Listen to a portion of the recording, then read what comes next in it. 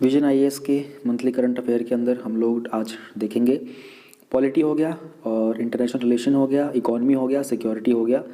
अब बात करते हैं एनवायरनमेंट के ऊपर। ठीक है जी, तो एनवायरनमेंट का पहला टॉपिक है हमारे पास, वहीं से स्टार्ट करते हैं, पेज नंबर 33। यार मुझे ना थोड़ा कमेंट करके ना बताते रहा करो, ऑलराइट। तो उससे थोड़ा मेरा ना मोराल अप रहेगा कि भाई चीज़ें समझ में आ रही है नहीं आ रही हैगी। बेमतलब में कमेंट करते रहा करो। कंटेंट क्रिएटर को ना मोराल अप रखना बहुत इंपॉर्टेंट होता है, वरना आदमी को लगता है अरे यार कोई रिस्पॉन्स तो मिल नहीं रहा। तो एनजीटी को लेकर के पहले मैं आप लोगों को थोड़ा सा प्रीवियस ईयर क्वेश्चन बता दूं। यार मुझे ना तुम लोग कमेंट में बताया करो कि मैं प्रीवियस ईयर क्वेश्चन नहीं डिस्कस करता हूँ, मैं ना फ्लो में भूल जाता हूँ। तो आप लोग बताओ कि वो वाला टॉपिक था उसका रह गया, उसका रह गया। मैं तो सच में फ्लो में मेरे को याद नहीं रहता, ऐसा नहीं मैं इग्नोर कर देता हूँ, मुझे याद ही नहीं रहता कि अरे मेरे को ये था ये वाला टॉपिक खत्म हुआ, चलो अगला स्टार्ट हो गया। तो एनजीटी को 10 साल हुए रिसेंटली, और इसी बात को लेकर के ये टॉपिक हमारे पास आया है। मेंस के अंदर एनजीटी को लेकर के डायरेक्ट क्वेश्चन एक भी नहीं आया है। ध्यान रहे, मैंने कहा डायरेक्ट क्वेश्चन एक भी नहीं आया है, इनडायरेक्टली तो बहुत आए होंगे, ठीक है, एनवायरनमेंट को लेकर के। लेकिन प्रीलिम्स के अंदर हमारे पास जो एनजीटी है ये 2 बार आ चुका है। 2012 में भी आया था सवाल और 2018 में भी आया था। 2 बार हमारे पास एनजीटी को लेकर क्वेश्चन आया था। 2012 वाला तो कुछ ऐसा था कि जो एनजीटी का एक्ट है 2010 का, ये इनेक्ट हुआ था फॉलोइंग प्रोविजंस को लेकर कॉन्स्टिट्यूशन ऑफ इंडिया के। उसमें राइट टू हेल्दी एनवायरनमेंट था और स्केड्यूल्ड एरिया स्केड्यूल्ड ट्राइब की बात की गई थी आर्टिकल 275 के अंदर। और जो हमारे पास दूसरा जो इसमें आया था प्रोविज़न, वो था कि जो एनजीटी है ये डिफरेंट कैसे होता है सीपीसीबी से, जो हमारा सेंट्रल पोल्यूशन कंट्रोल बोर्ड है ना, उससे डिफरेंट कैसे। ये 2018 में पूछा गया था प्रीलिम्स का क्वेश्चन। तो देख लेते हैं। स्टैट्यूटरी बॉडी है, क्वासी जुडिशियल बॉडी है। स्टैट्यूटरी का मतलब क्या होता है, कानून के द्वारा बनाई गई है, लॉ पास किया गया था। एक्ट कौन सा है, एनजीटी एक्ट 2010 का है। बहुत ही इफेक्टिव है, एक्सपेडिशियस यानी कि जल्दी जल्दी डिस्पोज करती है केसेस को। बहुत स्पेसिफिक है, एनवायरनमेंट प्रोटेक्शन के लिए है, फॉरेस्ट के कंजर्वेशन के लिए। ध्यान रखना वाइल्ड लाइफ प्रोटेक्शन का इसमें एक्ट नहीं होता है, आगे बताऊंगा। वाइल्ड लाइफ प्रोटेक्शन एक्ट को इससे बाहर रखा गया है। किसी भी तरीके का सिविल प्रोसीजर इसके अंदर से ये बाउंड नहीं होता है, ठीक है ना, या फिर कोई इंडियन एविडेंस एक्ट, बल्कि ये गाइड होता है प्रिंसिपल्स ऑफ नेचुरल जस्टिस। अब नेचुरल जस्टिस को अपने आप में समझना बहुत इंपॉर्टेंट है। नेचुरल जस्टिस का मतलब होता है ड्यूटी टू एक्ट फेयरली, ठीक है ना। आप बिल्कुल ही अपनी जो जिम्मेदारी है उनको आप एकदम फेयर तरीके से निभाओगे, उस प्रिंसिपल से गाइड होता है ये। इसमें इंडियन एविडेंस एक्ट या सिविल प्रोसीजर एक्ट वगैरह का कोई रोल नहीं होता है। स्ट्रक्चर की बात करें तो एक इसमें चेयरपर्सन होते हैं, जुडिशियल मेंबर्स होते हैं और एक्सपर्ट मेंबर्स होते हैं। चेयरपर्सन और जो जुडिशियल मेंबर्स होते हैं ट्रिब्यूनल के, ये सुप्रीम कोर्ट के तो जज होने चाहिए, ठीक है, या फिर किसी हाई कोर्ट के चीफ जस्टिस होने चाहिए। प्लस में बड़ी अच्छी बात ये होती है कि रीअपॉइंटमेंट नहीं होता इनका, तो ये अपने आप में बहुत फ्री होते हैं अपने जजमेंट्स को डिलीवर करने के लिए कि देखो दोबारा तो अपॉइंटमेंट होना नहीं है, ठीक है। तो ऐसा तो है नहीं कि अगर मैं गलत डिसीजन दूंगा तो कोई मेरे खिलाफ मेरे अपॉइंटमेंट में कोई दिक्कत डालेगा। खुल के जजमेंट देते हैं लोग, ठीक है। पावर की बात करें, अपना खुद का प्रोसीजर खुद रेगुलेट करेंगे, ठीक है ना। इनका कोई भी ऑर्डर या डिसीजन या फिर अवार्ड भी ना डिसीजन को ही बोलते हैं, ठीक है। जुडिशियल जो डिसीजन होता है ना, वर्डिक्ट वगैरह, उसको ही अवार्ड बोला जाता है। ये एग्जीक्यूटिबल होता है as a degree of civil court, यानी कि इनकी तरफ से जो ऑर्डर आ जाता है उसको यही माना जाता है कि किसी सिविल कोर्ट का कोई ऑर्डर आया है। अगर आपको उसके अगेंस्ट अपील करनी है तो विद इन 90 डेज आप सुप्रीम कोर्ट में इनके अगेंस्ट अपील कर सकते हो। इनके लिए मैंडेटरी होता है कि जो भी इनके पास जो पिटिशंस वगैरह आते हैं उसको 60 डेज़ के 6 मंथ के अंदर अंदर इनको डिस्पोज कर देना है, ठीक है। ये रिलीफ प्रोवाइड करते हैं, कंपनसेशन यानी कि मुआवजा प्रोवाइड करवाएंगे आपको, यानी कि आपकी किसी ज़मीन का नुकसान हो गया एनवायरनमेंट को लेकर के तो आपको मुआवजा दिलवा देंगे, ठीक है। आप विक्टिम हो एयर पोल्यूशन के या फिर किसी और एनवायरमेंटल डैमेज के। रेस्टिट्यूशन ऑफ प्रॉपर्टी डैमेज, आपकी प्रॉपर्टी डैमेज होगी तो रेस्टिट्यूशन का मतलब होता है उसको दोबारा से आपको वापस दिलवा देना। कोई भी खोई या चोरी हुई वस्तु को उसके मालिक को वापस दिलवाने को बोलते हैं रेस्टिट्यूशन।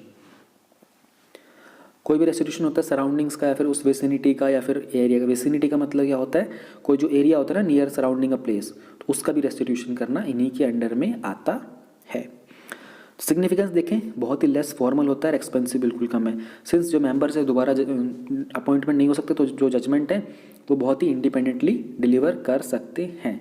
सकम without succumbing to any pressure. Succumbing का मतलब होता है कि आप किसी चीज़ के अगेंस्ट फाइट करना स्टॉप कर देता हो। जैसे बोलते हैं ना, एक एक्सीडेंट हुआ था and the person was succumb to death, यानी कि डेथ से फाइट करना उसने बंद कर दिया तो वो मर गया।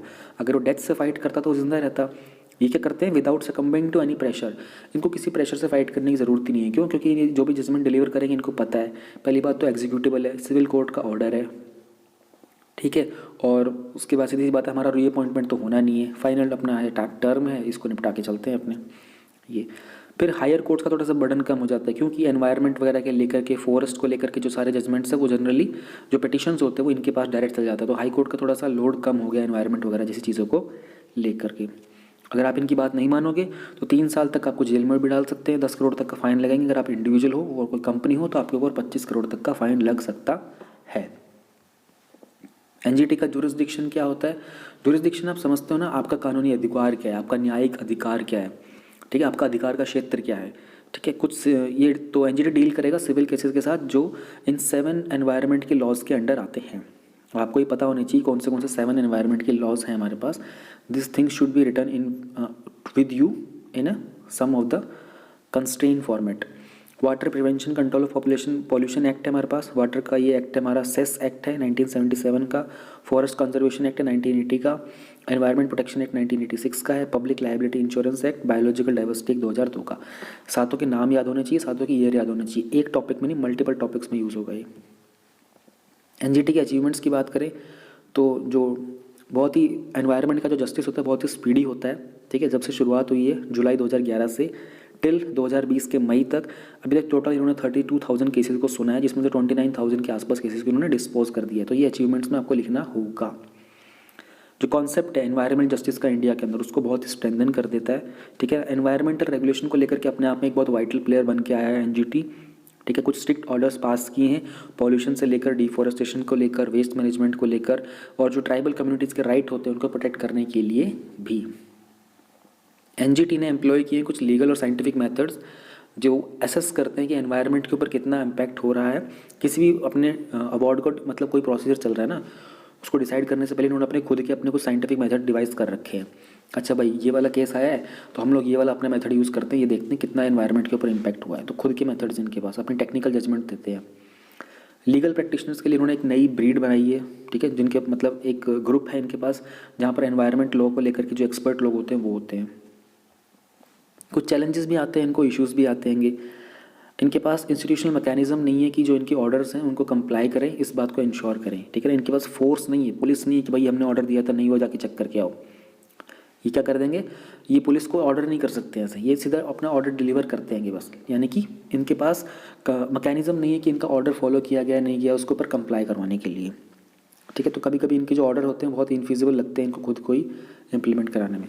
मोस्टली जो इनके लैंडमार्क्स हैं वो गंगा वाटर को लेकर आए हैं, दिल्ली एयर पोल्यूशन को, इलीगल माइनिंग को लेकर के, और सॉलिड मैनेजमेंट को लेकर के। जितने भी ये वाले आए हैं मोस्टली लैंडमार्क्स ही अभी तक अनएनफोर्स रहे हैं, इनके ऊपर खास काम नहीं किया गया है।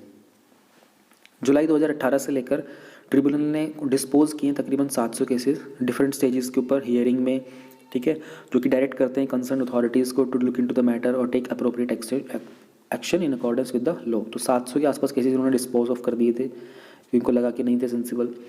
लार्ज नंबर ऑफ डिसमिसल्स हुए हैं, ठीक है ना। 2018 से एनजीटी ने डिसमिस किए हैं बहुत सारे अपील्स जो इनके सामने जो प्रोसीजरल ग्राउंड्स थे ना, उन ग्राउंड्स के ऊपर इन्होंने डिसमिस कर दिया कि नहीं भाई ये अपील हम लोग नहीं सुनेंगे, इसमें कुछ सेंसिबल बात नहीं है। तो ये अपने आप में इनके लिए एक चैलेंज भी रहा है, इशू भी रहा है। इनका बहुत ही रेस्ट्रिक्टेड जुरिस्डिक्शन होता है फॉरेस्ट राइट को लेकर। दो बड़े इंपॉर्टेंट एक्ट हैं जैसे वाइल्ड लाइफ प्रोटेक्शन एक्ट और scheduled tribes and other traditional forest dwellers act 2006 का। ये एनजीटी के जुरिस्डिक्शन में नहीं है। मैंने आपको ऊपर बताया था ना स्टार्टिंग में कि दो चीज़ें नहीं है इसमें, तो एक वाइल्ड लाइफ भी इनके अंडर नहीं आता और ये ट्रेडिशनल फॉरेस्ट ड्वेलर का जो एक्ट है ये भी इनके अंडर नहीं आता। इनके डेवलपमेंट में थोड़े से ऑब्स्टिकल्स हैं। क्या ऑब्स्टिकल्स हैं? जो डिसीजन होता है एनजीटी का वो क्रिटिसाइज़ किया जाता है, ठीक है ना, और चैलेंज किया जाता है बिकॉज ऑफ इट्स रेपरकेशंस। रेपरकेशन का मतलब होता है उसके दुष्प्रभाव के कारण, ठीक है, क्योंकि वो कहीं ना इनके जो डिसीजंस होते हैं कहीं ना कहीं उसके अंदर मॉनिटरी ग्रोथ और डेवलपमेंट नहीं हो पाती है, कि तो उसका बहुत बड़ा दुष्प्रभाव भी होता है। इसलिए इनके जो डिसीजंस होते हैं उनको क्रिटिसाइज़ भी किया जाता है। फिर वैकेंसीज़ की बात करें तो जो एनजीटी है उसके पास सिर्फ 3 जुडिशियल मेंबर है, 3 एक्सपर्ट मेंबर्स हैं, लेकिन जो स्ट्रेंथ कितनी होनी चाहिए 10 की होनी चाहिए।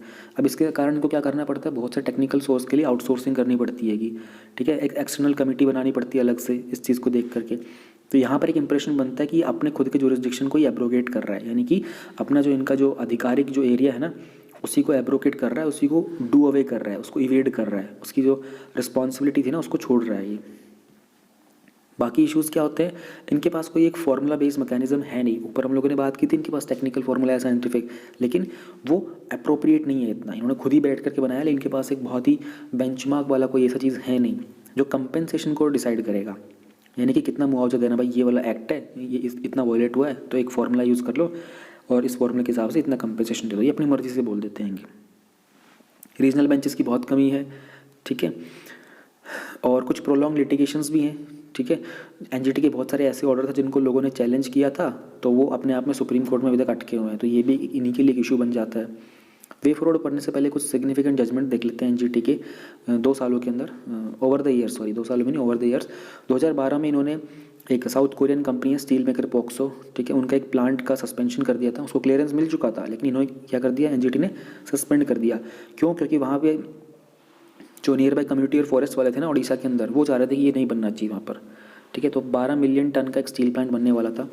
2012 में ही इन्होंने एक जो Almitra H Patel versus union of India का केस था, तो एनजीटी ने अपना जजमेंट दिया था कि जो जिस तरीके से वो वेस्ट की बर्निंग कर रहे थे लैंड्स के ऊपर में, इसमें लैंडफिल वगैरह थे, और सारे स्टेट को डायरेक्ट किया था कि आप सॉलिड वेस्ट मैनेजमेंट के रूल लगाओ, ये वेस्ट जो सॉलिड वेस्ट होता है आप इसकी बर्निंग मत करो। तो ये बड़ा ही लैंडमार्क जजमेंट था। 2013 के अंदर उन्होंने जो ये उत्तराखंड का फ्लड का जो केस था, उन्होंने ये कहा था कि ये जो पॉल्यूटर है ना, ये स्पेशली ऑर्डर किया था उन्होंने Alaknanda hydro power corporation limited को कि जो पटिशनर थे उसको कंपेंसेट करे, उसको मुआवजा आप दोगे, ठीक है, आपने पॉल्यूट किया है तो आप पे करोगे। 2015 में इन्होंने दिल्ली के अंदर जो 10 साल से ज़्यादा पुराने डीजल के मोटर थे सारे के सारे बैन करवा दिए थे अपने ऑर्डर से। 2017 के अंदर जो आर्ट ऑफ लिविंग का फेस्टिवल हुआ था यमुना फ्लड प्लेन के अंदर, उन्होंने तो एनजीटी ने बोला था कि इन्होंने डिक्लेयर कुछ वॉयलेट किया एनवायरनमेंट की नॉर्म्स को, इसलिए उन्होंने एक पेनल्टी लगाई थी उनके ऊपर 5 करोड़ की। ये जो केस है अभी तक पेंडिंग चल रहा है एक्चुअली। तो सिंस मैं भी था उस चीज़ के अंदर, तो ये जो 5000 थे ना, ये एज ए डिपॉजिट है वहाँ पर, ये अभी तक कोई भी फाइन एक्सेप्टेड नहीं है अभी तक ये, क्योंकि एनजीटी उसको पूरे तरीके से प्रूव कर नहीं पाया है। आर्ट ऑफ लिविंग वालों ने कुछ गूगल की सैटेलाइट्स वगैरह से डेटा मंगा करके दिखा दिया था कि जो फ्लड प्लेन था उसका इम्पैक्ट नहीं हुआ था, तो इसलिए तो ये केस अभी तक पेंडिंग है, सिर्फ डिपॉजिट की तरह चल रहा है। आई वॉज देयर एक्चुअली, इसलिए बोल रहा हूँ मैं। 2017 में इन्होंने एक बैन लगा दिया था प्लास्टिक की बैग्स के ऊपर जिनकी थिकनेस 50 माइक्रोन से कम होती है। उन्होंने कहा था कि ये जो बैग्स होते हैं ना, एनिमल्स की डेथ होती है, ठीक है, सीवर्स वगैरह क्लॉग हो जाते हैं, ये एनवायरनमेंट को हार्म करते हैं। तो ये कुछ सिग्निफिकेंट जजमेंट्स हैं, आपको याद होने चाहिए सारे के सारे, बड़े ही इंपॉर्टेंट जजमेंट्स हैं ये। वे फॉरवर्ड की बात करें तो अगर हम अमेंडमेंट करते हैं एनजीटी एक्ट के अंदर, थोड़ा सा ट्रिब्यूनल को पावर देंगे कि अपनी डायरेक्शन के ऊपर ये फॉलोअप भी कर सकेंगे, ठीक है ना, और एक मैकेनिज्म दे देंगे इनको कि अपने जो डिसीजंस हैं उनको डायरेक्शन को इन्फोर्स कर सकें, तो बेहतर होगा। इनके पास कुछ स्पेसिफिक रीजंस होने चाहिए कि ये किसी भी अपील या केस को डिसमिस क्यों कर रहे हैं। इनके पास ऐसा कोई अपना कोई प्रोविज़न नहीं है, रीज़न नहीं है स्पेसिफिक, अपनी मर्ज़ी से कर देते हैं कि बहुत सारी वैकेंसीज़ हैं एक्सपर्ट मेंबर की लेकर के, और जो ट्रिब्यूनल के अंदर जो सेल्फ रिलायंट बनने के लिए बहुत सारे टेक्निकल एस्पेक्ट्स वगैरह हैं, तो कुछ वैकेंसीज़ वगैरह को भी फिलअप करने की ज़रूरत है। 5.2 में हमारे पास है एक रिपोर्ट आई थी रिसेंटली, वर्ल्ड एनर्जी आउटलुक 2020, तो उसके बारे में थोड़ा सा डिस्कस करेंगे। इंटरनेशनल एनर्जी एजेंसी ने रिलीज़ किया है और ये इनका एक फ्लैगशिप पब्लिकेशन है, वर्ल्ड एनर्जी आउटलुक। फ्लैगशिप का मतलब होता है मोस्ट इम्पोर्टेंट है इनका। तो ग्लोबल लेवल के ऊपर एनर्जी सिस्टम कैसे डेवलप होने वाला है आने वाले कमिंग डेकेड्स में, उसके बारे में ये रिपोर्ट है। ध्यान रखना IEA और IAEA दोनों अलग अलग हैं। ये इंटरनेशनल एनर्जी एजेंसी है, ये इंटरनेशनल एटॉमिक एनर्जी एजेंसी है। यहाँ पर बेसिकली हम लोग न्यूक्लियर से रिलेटेड बातें ज़्यादा करते हैं, ठीक है ना। और IEA के अंदर हम लोग जो बातें करते हैं वो रिन्यूएबल एनर्जी, सोलर एनर्जी वगैरह हो गया, कोल गैस वगैरह, इन चीज़ों पर ज़्यादा बातें करते हैं। तो IEA एक ऑटोनमस इंटरनेशनल ऑर्गेनाइजेशन है। इनका जो फ्रेमवर्क है वो आता है OECD के अंदर 1974 में। तो कलेक्टिवली जो ऑयल सप्लाई के डिसरप्शंस वगैरह हुए थे उन सबको डील करने के लिए इनको बनाया गया था। हेडक्वार्टर इसके पेरिस में है। IAEA जो एटॉमिक एनर्जी वाला है उसके हेडक्वार्टर कहाँ है, वियना में। अब फ्रेमवर्क को एंकर करने के लिए इन्होंने एक ट्रीटी बनाई थी। एंकर करने का मतलब होता है इस फ्रेमवर्क को डायरेक्शन देने के लिए एक ट्रीटी होनी चाहिए ना, एक पेपर डॉक्यूमेंट होना चाहिए, इसको देख देख करके आगे बढ़ेंगे। तो उसका नाम था agreement on international energy program. जो कैंडिडेट होता है IEA का उसके लिए कंपलसरी है कि वो OECD का भी मेंबर हो। अभी तक 30 मेंबर हैं और 8 एसोसिएशन कंट्रीज़ हैं। इंडिया 2017 में इसका एसोसिएट मेंबर बन गया था। तो जितनी भी इसमें कंट्रीज़ हैं 30 कंट्रीज़ हैं, इन कंट्रीज़ का टोटल वर्ल्ड के अंदर 75% एनर्जी कंजप्शन होता है ठीक है। और ये जो हम लोग वर्ल्ड एनर्जी आउटलुक पढ़ रहे हैं, इसके अलावा इनके ग्लोबल एनर्जी और CO2 की स्टेटस रिपोर्ट भी आती हैं। तो अब जो रिपोर्ट आई 2020 की, उसके बारे में थोड़ा सा देख लेते हैं। कोविड-19 के कारण जो इम्पैक्ट हुआ एनर्जी को लेकर के, उन्होंने कुछ एक्सपेक्टेड डिक्लाइंस देखने को मिलेंगे। 5% ग्लोबल एनर्जी के डिमांड में डिक्लाइन हुआ है। जो 7% एनर्जी रिलेटेड कार्बन डाइऑक्साइड के एमिशंस थे, उनमें डिक्लाइन देखने को मिला है। एनर्जी में जो इन्वेस्टमेंट किया जाता है 20%, उसमें 18% डिक्लाइन है। ऑयल का जो कंजम्पशन था उसमें भी डिक्लाइन था, 20% डिक्लाइन होने लगा है। डिमांड जो है रिन्यूएबल एनर्जी के बारे में, तो उन्होंने कहा था कि ये जो पैंडमिक था, इसके कारण जो रिन्यूएबल्स थे ना, उनके ऊपर अफेक्ट कम हुआ है। बाकी जो फ्यूल थे उन पर ज़्यादा अफेक्ट आया था। वो कहने वाले हैं, क्योंकि ये कह रहे हैं कि आने वाले टाइम के अंदर जो रिन्यूएबल्स होंगे, ये इलेक्ट्रिसिटी के फील्ड के अंदर 90% ग्रोथ दिखाने वाले हैं अपनी आने वाले, स्पेशली जो 2 डेकेड्स होंगे, यानी कि 2040 तक की बात कर रहे हैं। उस टाइम पर जो रिन्यूएबल्स होंगे, ये 90% के आसपास अपना मार्केट कंज्यूम कर लेंगे, ठीक है ना। और क्योंकि बहुत हद तक जो हमारे सोलर फोटोवोल्टिक डिप्लॉयमेंट है ना, PV का मतलब है फोटोवोल्टिक डिप्लॉयमेंट, 2040 तक जो कोल है ना, उसका शेयर ग्लोबल एनर्जी के अंदर वो डिक्लाइन करेगा 20%। पूरी हिस्ट्री में पहली बार ऐसा हुआ 20% के आसपास कोल एनर्जी का डिक्लाइन देखने को हमें मिलेगा। Structure fall in global coal demand, जो कोल की जो फेज आउट पॉलिसीज़ है ना, और जो राइज हो रहा है हमारे, मतलब जो रिन्यूएबल्स का राइज हो रहा है, और प्लस में नेचुरल गैस के कारण भी जो कंपटीशन आ रहा है, तो 2025 तक तकरीबन 275 गीगावाट्स के आसपास की हमारी जो कोल की जो कैपेसिटी होती है ना, वो फेज़ आउट हो जाएगी। और अगर इसको हम परसेंटेज की फॉर्म में देखें तो 2019 के अंदर जितना था उसका 13% फेज़ आउट हो जाएगा 2025 तक। तो ये सब डिक्लाइन देखने को मिलेगा हमें फ्यूचर में। आने वाले 10 सालों का कुछ डेटा बता रहे हैं इनको। अब बहुत सारी ऐसी इमर्जिंग मार्केट है, वहाँ पर इनकम लोगों की बढ़ रही है, इकोनॉमी डेवलप हो रही है, ठीक है। तो लोगों की मोबिलिटी की, चाल चलन का, मूवमेंट का जो डिमांड है वो बढ़ता जा रहा है। तो इसके लिए क्या करना पड़ेगा, जो ऑयल है ना, उसका हम लोगों को रिडक्शन करना पड़ेगा बाकी डिपार्टमेंट्स के अंदर, क्योंकि गाड़ियों वगैरह के अंदर ऑयल की डिमांड जो है आगे बढ़ेगी फ्यूचर में। इलेक्ट्रिसिटी के ग्रिड के बारे में बात करें तो उसने कहा कि बहुत सारी कंट्रीज़ में ना डिस्पैरिटी है। डिस्पैरिटी मतलब अनइक्वालिटी है, ठीक है, जो स्मार्ट, डिजिटल और फ्लेक्सिबल इलेक्ट्रिसिटी नेटवर्क को लेकर के। तो इस चीज़ को लेकर के क्या होता है कि अगर हम एक इंटरकनेक्टेड और कॉम्प्लेक्स नेचर बनाते हैं ना इलेक्ट्रिसिटी ग्रिड का, तो उसके बहुत सारे बेनिफिट होते हैं। पहली बात तो रिलायबिलिटी आ जाती है कि सिंस जो ग्रिड होता है ना अपने आप में एक इनॉर्मस नेटवर्क होता है, तो इलेक्ट्रिसिटी को हम लोग राइट प्लेस पर राइट टाइम में डिप्लॉय कर सकते हैं, चाहे बेशक कितना बड़ा रिलीजन हो। तो वो कहना चाह रहा है कि हमारे पास इलेक्ट्रिसिटी को लेकर के इंटरकनेक्टेड ग्रिड होने चाहिए। अभी कम है हमारे पास, इतने नहीं है। फ्लेक्सिबिलिटी भी हो जाता है। तो इलेक्ट्रिसिटी का अगर ग्रिड होता है ना, तो हम लोग उसके रिसोर्सेज वगैरह को, डाइवर्सिटी को भी यूज़ कर सकते हैं, ठीक है ना। अगर वो एक जगह से दूसरी जगह पर लोकेटेड है, लेकिन वहाँ पर पावर की रिक्वायरमेंट है, बट वो ग्रिड से कनेक्टेड है वो लोकेशन, तो उसको बहुत ईजिली ट्रांसफ़र किया जा सकता है।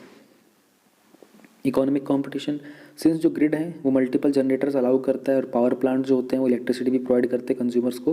तो डिफरेंट टाइप के जनरेटर्स क्या करेंगे, कॉम्पीट करेंगे इलेक्ट्रिसिटी प्रोवाइड करने के लिए। तो उससे क्या होगा, प्राइस भी चीप हो जाएगा। तो इसको बोलते हैं इकोनॉमिक कंपटीशन से बेनिफिट उठाना।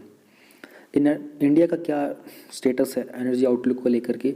गवर्नमेंट सपोर्ट कर रही है कि जो ग्रिड का इंफ्रास्ट्रक्चर है उसके डिस्ट्रीब्यूशन को लेकर के, ठीक है, ताकि इंडिया में जो इलेक्ट्रिसिटी है वो विलेजेस तक ज़्यादा पहुंचाई जा सके। तो इसके लिए जो स्टेट गवर्नमेंट की जो डिस्कॉम होते हैं, जो डिस्ट्रीब्यूशन कंपनीज होती है ना, उनको ग्रांट्स मिलते हैं। ग्रांट्स मतलब वो पैसा जो वापस नहीं लेगी गवर्नमेंट आपसे। एक होता है लाइन ऑफ क्रेडिट कि भाई इतना समय दे दिया, इस पर्टिकुलर डिपार्टमेंट में इन्वेस्ट करो और फिर हमको इंटरेस्ट के साथ वापस कर देना। ग्रांट का मतलब होता है कि वो पैसा वापस नहीं लेगी गवर्नमेंट, आपको दे दिया, आप यूज़ करो। ये जो स्कीम है वो है दीनदयाल उपाध्याय ग्राम ज्योति योजना। ग्राम मतलब गांव, तो रूरल एरियाज़ की स्कीम है। एक सौभाग्य स्कीम है, उसमें क्या है कि लास्ट माइल तक कनेक्टिविटी हाउस होल्ड की। फिर हमारे पास IPDS है, अर्बन एरियाज़ के अंदर integrated power development scheme. Cleaner energy के लिए इंडिया कॉन्टीन्यूसली प्रमोट कर रहा है क्लीनर कुकिंग और ऑफ ग्रिड इलेक्ट्रिफिकेशन सॉल्यूशंस, ताकि जो वर्ल्ड है वो एक सोलर कुकिंग की तरफ बढ़े अपने आप में, ठीक है ना। और जो चार्जिंग बैटरीज़ हैं उनकी तरफ हमारा कुकिंग का जो एक ट्रेंड है वो देखने को मिले। एनर्जी अफोर्डेबिलिटी की बात करें तो गवर्नमेंट क्या करती है, बहुत सारे लार्ज स्केल के ऊपर ना सब्सिडीज़ प्रोवाइड करती है, ताकि लोग इलेक्ट्रिसिटी का ज़्यादा यूज़ करें, ठीक है, क्लीन कुकिंग का ज़्यादा यूज़ करें अपनी पॉपुलेशन के लिए। जो सब्सिडीज़ होती हैं इनका पर्पज़ होता है कि इकोनॉमिक डेवलपमेंट हो। पहल करके एक स्कीम है, ठीक है, वहाँ से डायरेक्ट बेनिफिट ट्रांसफ़र मिलता है। अगर आप LPG वगैरह को परचेज़ करते हो तो कस्टमर के अकाउंट के अंदर सीधा पैसा बच, यानी कि मान लो आपका 1000 रुपये का सिलेंडर है, तो आपने 1000 रुपये गवर्नमेंट को दे दिए। उसके बाद गवर्नमेंट क्या करेगी, 200 रुपये आपको डायरेक्ट बैंक में ट्रांसफ़र वापस भेज देगी। तो ये आपको तो क्या मिल गया, 200 रुपये का सब्सिडी मिल गया। तो पहल स्कीम के अंडर होता है वो। एनर्जी एफिशिएंसी में प्राइवेट सेक्टर को बोल रहे हैं कि आप कोल माइनिंग में इन्वेस्ट करो, ठीक है। कंट्री का खुद का गैस का रिटेल मार्केट खोलना चाहते हैं और ज़्यादा बड़ा करना, कुछ जो है ऑलरेडी उनको एक्सपेंड करना चाहते हैं। फंक्शनल एनर्जी मार्केट्स क्रिएट करना चाहते हैं ताकि जो कोल गैस और पावर सेक्टर है ना, यहाँ की इकोनॉमी की जो एफिशिएंसी है उसको मैनेज कर सकें। इंडिया इंप्रूव कर रहा है अपनी एनर्जी एफिशिएंसी को, ताकि कुछ मैंडेटरी बिल्डिंग एनर्जी कोड्स लेकर के, ठीक है ना, वॉलंटरी रेटिंग स्कीम्स के तहत बहुत सारी पॉलिसीज़ और प्रोग्राम्स हैं इन चीज़ों के अप्लायंसेस वगैरह को इम्प्रूव करने के लिए, उनकी एफिशिएंसी को। ग्रीन बल्क प्रोक्योरमेंट, ठीक है। ग्रीन मतलब जो एनवायरनमेंट के लिए बहुत ही इकोनॉमिक हो, बल्क मतलब बहुत ज़्यादा मात्रा में, प्रोक्योरमेंट मतलब प्राप्त करना, जैसे कि एलईडी बल्ब्स वगैरह। तो बहुत बड़ी बड़ी मात्रा के अंदर कंट्री इनको प्रोक्योर कर रही है, इंपोर्ट कर रही है, फिर परचेज़ कर रही है, प्रोड्यूस कर रही है, ताकि एनर्जी सेविंग को और ज़्यादा एक्सेलरेट किया जा सके। एनर्जी सिक्योरिटी की बात करते हैं तो इंडिया का जो इलेक्ट्रिसिटी सिक्योरिटी है वो इम्प्रूव हुआ है, ठीक है। हम लोगों ने एक सिंगल नेशनल पावर सिस्टम बनाया है, बहुत सारे मेजर इन्वेस्टमेंट किए थर्मल और रिन्यूएबल एनर्जी के अंदर। ऑयल सिक्योरिटी को इम्प्रूव करने के लिए गवर्नमेंट ने ऑयल के इम्पोर्ट को थोड़ा सा रिड्यूस करने पर प्रायोरिटी दी है, खुद की डोमेस्टिक अपस्ट्रीम एक्टिविटीज़ बनाने की बात की है, जो सोर्सेज सप्लाई की उनको डाइवर्सिफाई करने की बात की है।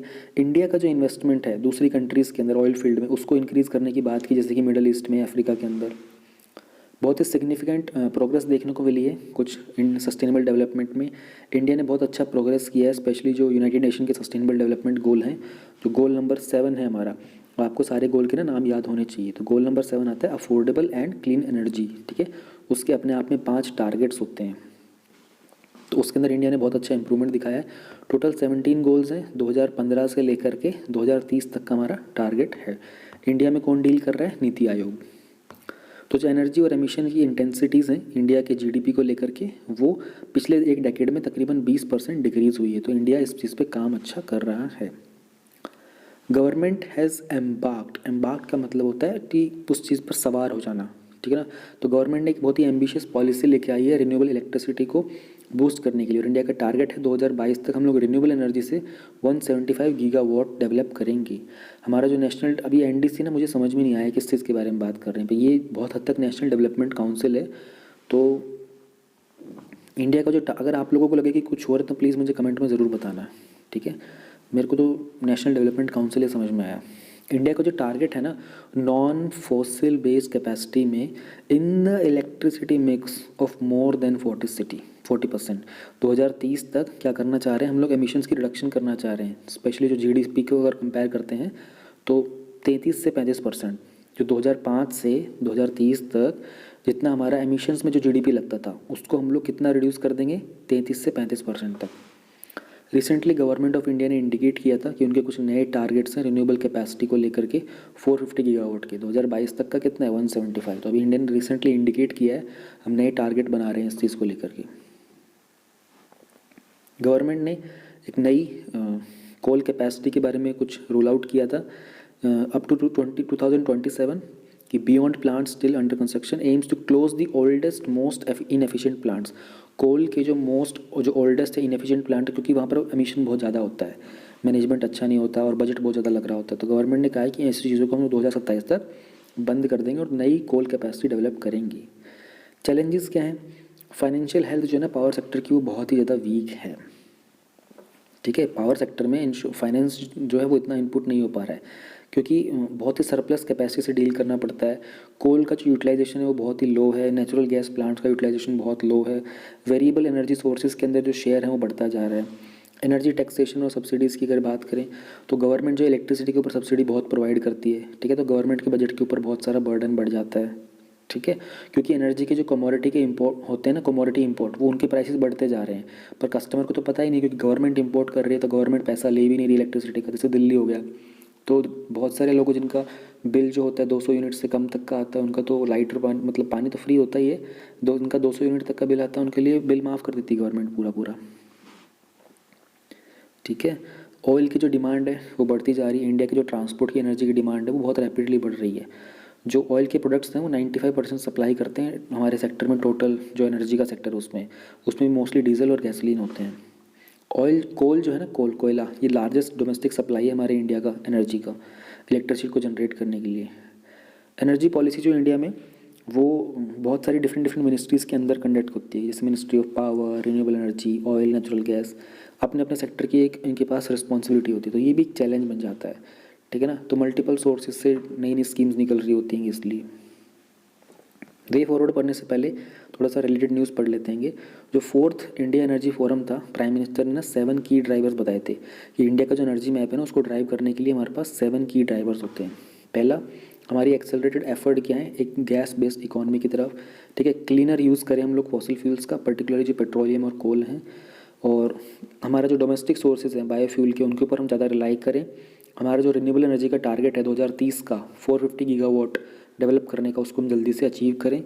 हमारा जो इलेक्ट्रिसिटी के अंदर ज़्यादा कंट्रीब्यूशन हो, ताकि हम लोग डीकार्बोनाइज कर सकें मोबिलिटी को। और जो हाइड्रोजन जैसे जो नए फ्यूल निकल के आ रहे हैं, उनमें हम लोग उनकी तरफ बढ़े, उनकी तरफ इन्वेस्टमेंट अपना बढ़ाएं। और जितने भी एनर्जी सिस्टम है, यहाँ पर हम लोग डिजिटल इनोवेशन करें। वे फॉरवर्ड मतलब कि आगे क्या करना चाहिए। इंडिया का जो एनर्जी प्लान है, उसका एम है एनर्जी जस्टिस इंश्योर करना, ठीक है। ज़्यादा एनर्जी मिले लोगों को। हालांकि जो fully following India's global commitments है, यानी कि हम इंडिया को सस्टेनेबल ग्रोथ देना चाहते हैं, उसको हम लोग को अचीव करने के लिए कार्बन फुटप्रिंट को और रिड्यूस करना पड़ेगा, ठीक है। गवर्नमेंट को कुछ नेशनल एनर्जी के प्लान को अडॉप्ट करना चाहिए, ताकि हम लोग एनर्जी सिस्टम के अंदर जितने भी स्टेक होल्डर्स हैं, उन सबके साथ मिलकर एक लॉन्ग टर्म फ्रेमवर्क बना सकें, ताकि हमारा जो फ्यूचर एनर्जी इंफ्रास्ट्रक्चर है, वहाँ की इन्वेस्टमेंट की जो भी नीड्स हैं, उन सब में एक इंटीग्रेटेड अप्रोच लेकर आगे बढ़ें। एनर्जी और इलेक्ट्रिसिटी और नेचुरल गैस जो हैं, इनको जीएसटी के अंदर लेके आना चाहिए। फिलहाल जीएसटी के अंदर ये नहीं है, ना अल्कोहल है, ना ये बीड़ी वगैरह होता है वो है, पेट्रोल भी नहीं है। तो बहुत सारी चीज़ें जीएसटी में नहीं आती हैंगी। इनके ऊपर पुराने वो स्टेट वाले जो और सेंट्रल के जो टैक्स होते हैं वही लगते हैंगे, तो उससे नुकसान भी होता है कहीं ना कहीं। कुछ इनडायरेक्ट सब्सिडीज़ होती हैं, गवर्नमेंट को उन्हें हटा देना चाहिए, और एनर्जी की जो फुल कॉस्ट है वो लेनी चाहिए, ताकि गवर्नमेंट के पास अपने बजट का बर्डन ना हो। एक गवर्नमेंट को एक होलिस्टिक स्ट्रेटजी बनानी चाहिए रिन्यूएबल एनर्जी के लिए, ताकि सप्लाई और यूज़ दोनों को ही मेंटेन रखें, इलेक्ट्रिसिटी के लिए, हीटिंग कूलिंग के लिए, इन सब के लिए। और ऑयल और गैस के लिए हम लोगों को फ्लेक्सिबल मार्केट बनाने की ज़रूरत है, उसमें ट्रांसपेरेंसी भी बहुत ज़रूरी है क्रिएट करना। तो ये कुछ स्टेप्स है जो इंडिया ले सकती है वे फॉरवर्ड के अंदर। 5.3 ग्रीन बिल्डिंग्स को लेकर के हमारा टॉपिक है। रिसेंटली जो हमारे वाइस प्रेसिडेंट हैं एम वेंकैया नायडू जी, उन्होंने कॉन्फेडरेशन ऑफ इंडियन इंडस्ट्री की ग्रीन बिल्डिंग की कांग्रेस को इनॉग्रेट किया था। ग्रीन बिल्डिंग क्या होती है ये जानने के लिए ग्रीन वर्ड से समझने की कोशिश करो। ग्रीन वर्ड में मतलब इकोनॉमिक चीज़, जो एनवायरनमेंट को नुकसान ना पहुंचाए, जो हमारे कार्बन एमिशंस को रिड्यूस करे। तो उसका जो डिज़ाइन, जो कंस्ट्रक्शन होता है, ये सब जो भी नेगेटिव इम्पैक्ट होते हैं उनको रिड्यूस कर देता है, और वो एक पॉजिटिव इम्पैक्ट बनाता है किस पर, क्लाइमेट पर और नेचुरल एनवायरनमेंट पर। कुछ फीचर्स होते हैं एक बिल्डिंग को ग्रीन बनाने के, जैसे कि उसमें एनर्जी का यूज़ बहुत एफिशिएंट होता है, वाटर एंड अदर रिसोर्सेज का यूज़, रिन्यूएबल एनर्जी यूज़ की जाती है, जैसे कि सोलर एनर्जी हो गई। पॉल्यूशन और वेस्ट को रिड्यूस करने के मेजर्स होते हैं। रीयूज़ और रिसाइकलिंग को बहुत ही ज़्यादा प्रोपगेट किया जाता है। नॉन टॉक्सिक मटेरियल्स का यूज़ करना, सस्टेनेबल मटेरियल का यूज़ करना, एनवायरनमेंट को ध्यान में रख के उसको डिज़ाइन करना, उसको ऑपरेट करना। इंडिया में अगर हम बात करें तो टोटल 7.61 बिलियन स्क्वायर फीट की ग्रीन बिल्डिंग फुटप्रिंट है। अब इस चीज़ को आप कैसे अंदाज़ा लगाओगे, देखो इंडिया का जो एरिया है ना स्क्वायर फीट के अंदर, में ध्यान देना, यूनिट की बात याद रखना, किलोमीटर की बात नहीं कर रहा हूँ मैं, स्क्वायर फीट की बात कर रहा हूँ। तो वो बात है कुछ 35.3 ट्रिलियन स्क्वायर फीट का है, ठीक है। 35.3 ट्रिलियन स्क्वायर फीट के आसपास है। उसमें से 7.61 बिलियन स्क्वायर फीट की ग्रीन बिल्डिंग फुटप्रिंट है। और हम इंडिया में हम लोग मतलब वर्ल्ड की जो टॉप 5 कंट्रीज़ है उसमें हमारी रैंकिंग आती है। ग्रीन बिल्डिंग के एडवांटेजेस क्या होते हैं, इकोनॉमिक बेनिफिट सबसे ज़्यादा होते हैं, ठीक है। जो मेंटेनेंस और ऑपरेटिंग की जो कॉस्ट होती है ना, उसमें 20% तक सेविंग हो जाती है। एनवायरमेंटल बेनिफिट्स, टेम्परेचर रेगुलेशन का बहुत अच्छा हो जाता है, ठीक है। जो रूफ्स होती हैं उसके कारण क्या होता है, बिल्डिंग के अंदर जो इनसाइड का टेम्परेचर होता है वो बहुत मेंटेन सा रहता है, आसपास का जो एनवायरनमेंट होता है बहुत ही प्लेजेंट बन जाता है। एमिशन रिडक्शन, बहुत सारी स्टडीज़ की अगर सुनते हैं हम लोग, स्टडीज़ करते हैं, तो जो ग्रीन हाउस गैसेस का एमिशन है वो ग्रीन बिल्डिंग में 62% लेस होता है। इको फ्रेंडली होती हैंगी, ठीक है। इसमें रेन वाटर को रीयूज़ कर सकते हैं। ग्रे वाटर जो होता है ना, ये हमारा जो बाकी जो इसे वॉशरूम से आ गया, कुछ नहाने धोने का पानी, बर्तन वगैरह धोने का, कपड़े धोने का, उसको ग्रे वाटर बोलते हैं। इन सब का रीयूज़ किया जा सकता है। अदरवाइज़ ये पानी क्या होता है, वेस्ट हो जाता है। जो भी मटेरियल यूज़ किया जाता है इसको बिल्ड करने के लिए वो पूरा सारा मटेरियल इको फ्रेंडली होता है, रिसाइकल्ड होता है और वो मोस्टली बायोमास मटेरियल होता है। सोशल बेनिफिट्स भी होते हैं इसके। ग्रीन बिल्डिंग्स के कारण अमाउंट पॉल्यूशन का अमाउंट कम होता है, तो उसका एक बहुत ही पॉजिटिव इम्पैक्ट होता है हमारी मेंटल और फिजिकल हेल्थ के ऊपर। तो ग्रीन बिल्डिंग के प्रमोशन के लिए गवर्नमेंट ने क्या कुछ स्टेप्स लिए हैं इंडिया के अंदर। एनर्जी कंजर्वेशन बिल्डिंग कोड है, हम लोगों ने 2007 में ही इसको लॉन्च कर दिया था। किसने लॉन्च किया था? BEE ने, जो कि ब्यूरो ऑफ एनर्जी एफिशिएंसी है। मेन ऑब्जेक्टिव ये है कि एक एनर्जी एफिशिएंट डिज़ाइन के लिए मिनिमम रिक्वायरमेंट्स क्या हो सकती हैं, ठीक है, वैसी बिल्डिंग्स का कंस्ट्रक्शन करना। तो इसके लिए रिक्वायरमेंट्स की लिस्टिंग होती है, कोड होता है, ये डॉक्यूमेंटेशन का टाइप है। यानी कि जैसे कोड ऑफ कंडक्ट होता है फ्लैग का, कि फ्लैग होगा तो उसके सामने ऐसे खड़े रहना है, ऐसे बिहेव करना है, उसी तरीके से इस तरह की जो बिल्डिंग्स होंगी उनकी एनर्जी एफिशिएंट डिज़ाइन के लिए मिनिमम रिक्वायरमेंट्स का एक कोड है ये। इसको 2017 में हम लोगों ने रिवाइज़ किया था। फिर हम लोगों ने प्रिस्क्राइब किया था एनर्जी के परफॉर्मेंस के स्टैंडर्ड्स क्या होंगे नई कमर्शियल बिल्डिंग के, जो कि इंडिया में बनाई जाएंगी। जो ECBC 2017 था, ECBC 2017, इसको हम लोगों ने अडॉप्ट किया था नए कमर्शियल बिल्डिंग कंस्ट्रक्शन के लिए पूरी कंट्री के अंदर। और हम लोगों ने एस्टिमेट किया था कि इसको अडॉप्ट करने के बाद 2030 तक हम लोग एनर्जी का जो ये रिडक्शन है उसमें 50% तक का टारगेट अचीव करेंगे। Energy conservation new India way for affordable sustainable home eco Niwas Samhita 2018 में ये भी एक एनर्जी कंजर्वेशन बिल्डिंग कोड है रेजिडेंशियल बिल्डिंग्स के लिए, ये वाला, ठीक है। ये मिनिस्ट्री ऑफ पावर के द्वारा लॉन्च किया गया था। BEE ने स्टार रेटिंग्स डेवलप की, जैसे हमारा AC होता है, कूलर फ्रिज होता है ना, उनके ऊपर आपको पता है रेटिंग्स आती हैं, स्टार रेटिंग्स होती हैंगी। तो BEE ने स्टार रेटिंग परफॉर्मेंस में निकाली कमर्शियल बिल्डिंग्स के लिए। ध्यान रखना कौन सी रेजिडेंशियल बिल्डिंग है, कौन सी कमर्शियल बिल्डिंग है।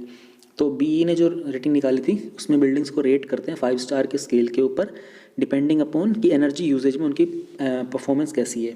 हमारे पास 2 तरह के रेटिंग परफॉर्मेंस के इंडिकेटर्स होते हैं, एक होता है ग्रह और होता है लीड। लीड वाला तो है वो US का है, ग्रीन बिल्डिंग काउंसिल का।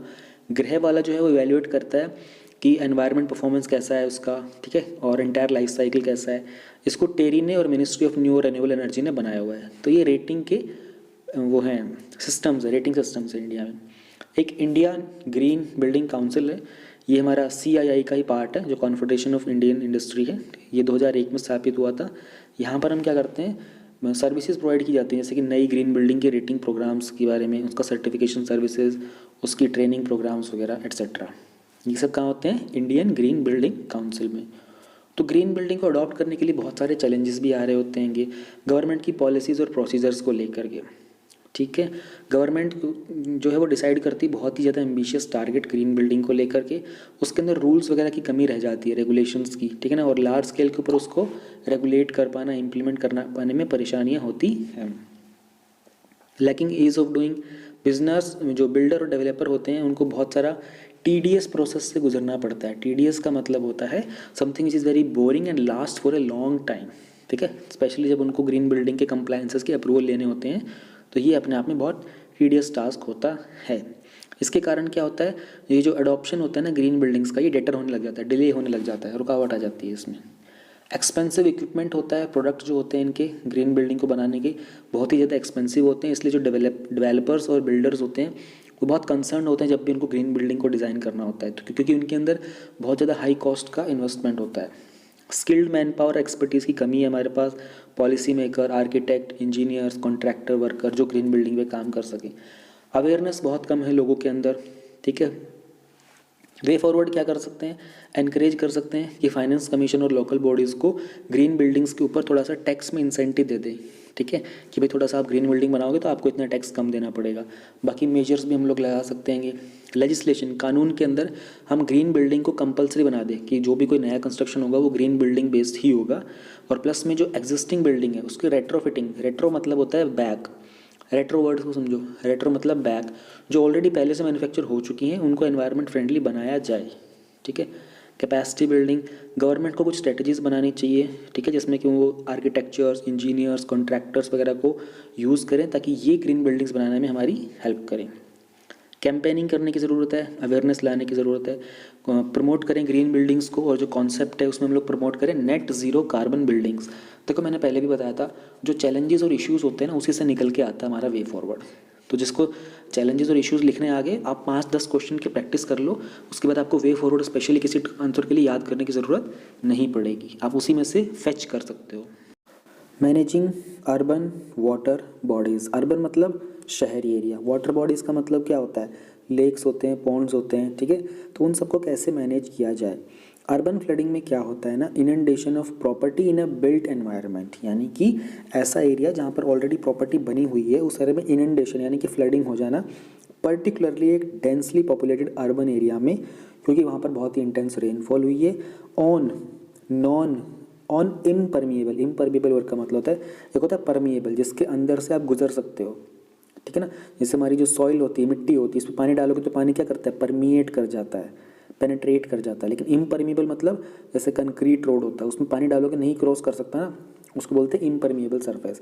तो अर्बन एरिया के अंदर जो ड्रेनेज सिस्टम हो जाता है ना, उसकी कैपेसिटी ओवरवेल्म करने लग जाती है। क्यों? क्योंकि वहाँ पर जो पानी है वो ज़मीन में नहीं जा पाता ज़्यादातर, इम्परमिएबल सरफेस होता है ना, मोस्टली कंक्रीट, सड़क वड़क, बिल्डिंग बहुत होती है। अर्बन फ्लड के रीज़न क्या होते हैं, मीटियोरोलॉजिकल फैक्टर। अच्छा, मैं इसके आपको प्रीवियस ईयर के क्वेश्चन तो ज़रा बता दूं, प्रीवियस ईयर में क्वेश्चन आया हुआ है भाई, अर्बन फ्लडिंग पे भी आया हुआ है। तो सबसे पहले तो मैं आप लोगों को पहला जो क्वेश्चन है वो बता देता हूँ, वो है 2016 का ही हमारा, ठीक है। 2016 में हमारा एक क्वेश्चन आया था डायरेक्ट फ्लड्स को लेकर के, एंड जस्ट सेकंड में देख लेता हूँ। हाँ, वो था कि जो मेजर सिटीज़ हैं इंडिया की वो ज़्यादा वल्नरेबल बनते जा रहे हैं फ्लड्स को लेकर के, फ्लड की कंडीशंस को लेकर के, इस बात को आपको डिस्कस करना है। दूसरा जो क्वेश्चन था कि फ्रीक्वेंसी जो है वो ये फ्लड्स की, हाई इंटेंसिटी रेनफॉल के अर्बन फ्लड्स की, तो ये क्वेश्चन भी हमारा 2016 के अंदर ही आया था। प्लस में हमारा एक क्वेश्चन और आया कि in what way floods can be converted into sustainable source of irrigation, ये हमारा 2017 में आया था। प्रीलिम्स के अंदर डायरेक्ट कोई ऐसा फ्लड को लेकर के कोई खास क्वेश्चन नहीं आया, बहुत बेसिक्स आया, उसमें नॉर्मल ऑप्शन दिए हुए थे। मेंस में क्वेश्चन आए हुए हैं। मीटरोलॉजिकल फैक्टर्स होते हैं, heavy rainfall, cyclonic storm, cloud burst. Hydrological, पानी वाले फैक्टर, जो बहुत सारे वाटरशेड से जो वाटर रन ऑफ होता है, इम्परमिएबल कवर होता है।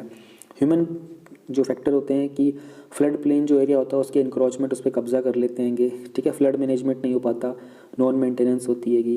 अर्बन माइक्रो क्लाइमेट को वो चेंज होता रहता है, अर्बन हीट होती है आइलैंड के अंदर, वो इफेक्ट करती है। ये कुछ रीजंस होते हैं अर्बन फ्लडिंग के। फंक्शन क्या होते हैं वाटर बॉडीज़ के अर्बन लैंडस्केप के अंदर। अच्छा, पहले ऊपर वाला ये पढ़ लेते हैं कि रिसेंटली जो अर्बन फ्लड्स आए थे हैदराबाद में, उसके कारण ये इशू हाईलाइट में हुआ था कि जो वाटर बॉडीज़ है उनका इंडियन सिटीज़ में कैसा मैनेजमेंट किया जा रहा है। अर्बन वाटर बॉडीज़ क्या होती हैं कि अर्बन वाटर बॉडीज़ इंडिया में रेंज ऑफ रिवर फ्रंट्स होता है, यानी कि lake, pond, marshes, mangrove, back water, lagoon, बाकी वेटलैंड, जैसे हुसैन सागर और उस्मान सागर लेक है हैदराबाद के अंदर। क्या क्या फंक्शन होते हैं वाटर बॉडीज़ के अर्बन लैंडस्केप के अंदर, क्या काम आती हैं, उस अर्बन एरिया की हाइड्रोलॉजी को मेंटेन करती हैं ये वाटर बॉडीज़, ठीक है। ग्राउंड वाटर को रिचार्ज कर देती हैं, जो भी वाटर फ्लो होता है उसको चैनलाइज कर देती हैं, वाटर लॉगिंग नहीं हो पाता, फ्लडिंग नहीं हो पाता, शोर लाइन जो होती है उसको स्टेबलाइज कर देती हैं, वाटर सप्लाई का एक सोर्स मेंटेन करती हैं ड्रिंकिंग के लिए, वाटर क्वालिटी का इंप्रूवमेंट में हेल्प करती हैं, जो ज़्यादा न्यूट्रिएंट्स होते हैं, केमिकल कंटामिनेंट्स होते हैं वाटर के साथ फ्लो कर जाते हैं, ठीक है। सिटीज़ को क्लाइमेट चेंज के साथ अडेप्ट करने में हेल्प करती हैं, ठीक है, जैसे कि हीट आइलैंड का इफेक्ट होता है, फ्लैश फ्लड होता है, बायोडाइवर्सिटी को प्रिजर्व करके रखती हैं। बहुत सारा फ्लोरा और फोना जो होता है, माइग्रेटरी स्पीशीज़ जो होते हैं वो डिपेंडेंट होते हैं अर्बन वाटर बॉडीज़ के ऊपर। सोशियो इकोनॉमिक फंक्शन होते हैं, रिक्रिएशनल एक्टिविटी हो गया, टूरिज्म, फिशिंग, ट्रांसपोर्टेशन, ये सारी चीज़ें जो होती हैं वाटर बॉडीज़ के फंक्शन में आती हैं। अब एंथ्रोपोजेनिक एक्टिविटीज़, यानी कि जो ह्यूमन बेस्ड एक्टिविटीज़ होती हैं वो इन वाटरशेड्स को कैसे इम्पैक्ट करती हैं। ध्यान रहे हम अर्बन के बारे में बात कर रहे हैं। वाटर पोल्यूशन के बहुत सारे पॉइंट सोर्सेज होते हैं, ठीक है, जैसे कि एक ट्रिब्यूटरी ड्रेन, सीवेज ड्रेन हो गया, इंडस्ट्रियल एफ्लुएंट्स हो गया, और कुछ होते हैं नॉन पॉइंट सोर्सेज, जैसे कि अर्बन स्टॉर्म के कारण जो वाटर रन ऑफ होता है, सॉलिड वेस्ट का होता है, डब्री होता है, पोल्यूशन आता है बहुत सारे एग्रीकल्चर फर्टिलाइजर से, केमिकल से, ठीक है। ये सब जो होते हैं इन्होंने जो न्यूट्रिएंट कॉम्पोजिशन है वाटर बॉडीज़ का उसको डिस्टर्ब कर दिया है। इसके कारण क्या होता है, अलगल ब्लूम्स हो जाते हैं, जो यूट्रोफिकेशन वगैरह होता है ना। अलगल ब्लूम्स का मतलब होता है ना वो जो ग्रीन लेयर बन जाता है, ठीक है। अलगल पॉपुलेशन का एक्वेटिक इकोसिस्टम में एक इंक्रीमेंट हो जाता है। यूट्रिफिकेशन कहो और डिस्ट्रोफिकेशन, हाइपरट्रोफिकेशन, इसमें एक वाटर बॉडी जो होती है ना ओवरली एनरिच हो जाती है मिनरल्स और न्यूट्रिएंट्स से, ठीक है, जिसके कारण अलगी की जो ग्रोथ होती है वो बहुत एक्सेसिव हो जाती है। तो अलगल ब्लूम हो जाता है, इसके कारण क्या होता है जो वाटर बॉडीज होती हैं बहुत शैलो बन जाती हैं, इनकी वाटर कैरिंग कैपेसिटी रिड्यूस हो जाती है। ऑल्सो जो सॉलिड वेस्ट होता है, स्पेशली जो प्लास्टिक वेस्ट होता है, ये उस वाटर बॉडी को उसके इनफ्लो सोर्सेज से डिस्कनेक्ट कर देता है, ठीक है। तो जो हमारा नेचुरल ड्रेनेज सिस्टम होता है, यानी कि अब सारे के सारे ब्लॉक्स हो गए तो पानी बह के नेचुरली कहाँ जाएगा, नहीं जाएगा, तो अर्बन फ्लडिंग हो जाएगा।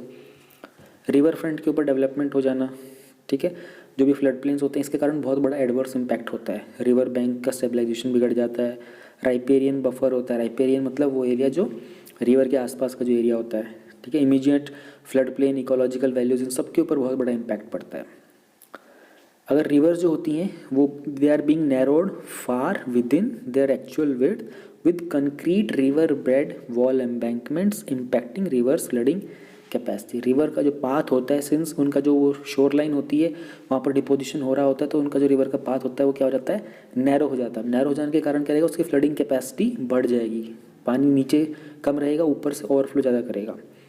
एग्जाम्पल दिया है, जो साबरमती का रिवर चैनल है वो यूनिफॉर्मली नैरो हुआ है 275 meter during the river front development project, जिसने नेचुरली जो एवरेज विड्थ थी चैनल की वो ऑलरेडी क्या थी 382 से 330 तक, और वो नैरो हो गई है।